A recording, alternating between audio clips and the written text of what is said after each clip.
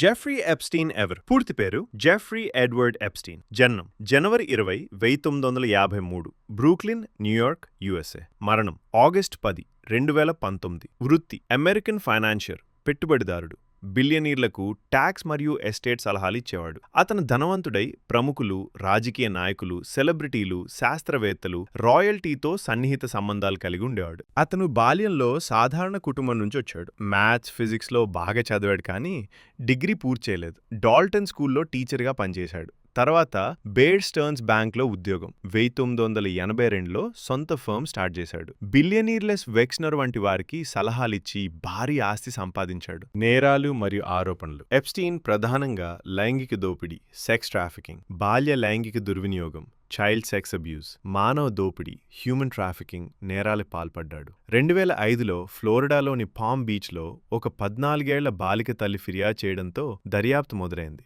అతను అనేక under age బాలికలను massage పేరుతో పిలిపించి డబ్బు ఇచ్చి లైంగికంగా దుర్వినియోగం చేసేవాడు. అతని సన్నిహితురాలు గిజ్లైన్ మ్యాక్స్వెల్ బాలికలను రిక్రూట్ చేసేది. అతని private island little Saint James virgin ఐలాండ్స్ను పీడోఫైల్ ఐలాండ్ లేదా ఐలాండ్ ఆఫ్ నో రిటర్న్ అని పిలుస్తారు. ఇక్కడే దుర్వినియోగాలు జరిగాయి. అతని ప్రైవేట్ జెట్ను లోలీటా ఎక్స్ప్రెస్ అని పిలిచేవారు. దీనిలో ప్రముఖులు ప్రయాణించారు. విక్టిమ్ సంఖ్య 1000 మందికి పైగా. చట్టపరమైన కేసులు 2005 నుంచి 2008 వరకు. ఫ్లోరిడాలో దర్యాప్తు 2008లో ప్లీ డీల్ చేసుకుని ప్రాస్టిట్యూషన్ సంబంధిత ఛార్జీలకు గిల్టీ ప్లీ చేశాడు. 18 నెలల జైలు శిక్ష, కానీ 13 నెలలు మాత్రమే సర్వ్ చేశాడు వర్క్ రిలీజ్తో. 2019 న్యూయార్క్లో federal charges, sex trafficking of minors, conspiracy. July 6, 2019 arrest. August 10, 2019 జైల్లో ఆత్మహత్య, హ్యాంగింగ్ చేసుకున్నాడు. ఇవి చాలా వివాదాస్పదం. చాలా మంది మర్డర్ అని అనుమానిస్తారు, కానీ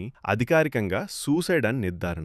ఎప్స్టీన్ ఫైల్స్ 2019 తర్వాత అతని మరణం తర్వాత దాఖలైన కేసుల్లో Virginia Giuffre versus Ghislaine Maxwell పత్రాలు అన్సీల్డ్ అయ్యాయి.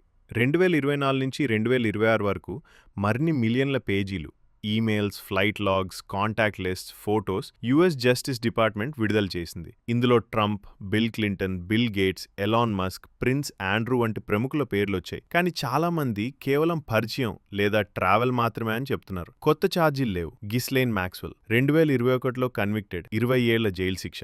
తాజా అప్డేట్స్.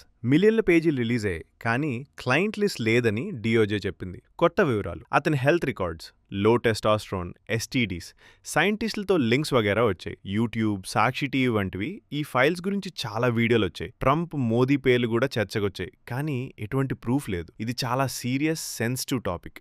విక్టిమ్స్ బాధలు గుర్తుంచుకోవాలి.